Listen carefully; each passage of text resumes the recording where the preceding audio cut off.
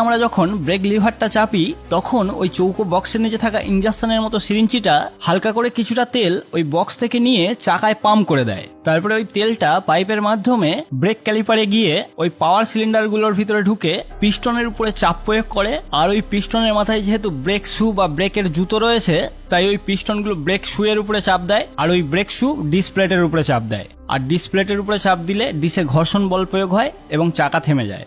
এখানে আরো একটা ছোট্ট জিনিস ঘটে, যেহেতু পিস্টন দুটো একদিক দিয়ে থাকে তাই পিস্টন দুটো ব্রেক শুয়ের উপরে চাপ দিলে একটা ব্রেক শুয়ের উপরে চাপ পড়ে, কিন্তু ডিসপ্লেটের ওপিটেও তো একটা ব্রেক শু আছে, সে কি করে ডিসপ্লেটের উপরে চাপ দেবে?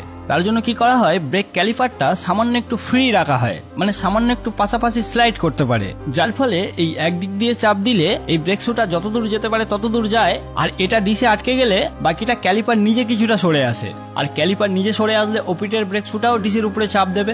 এইভাবেই ডিসপ্লেটের উপরে দুটো ব্রেক শু চাপ দেয় এবং ডিসকে থামায়।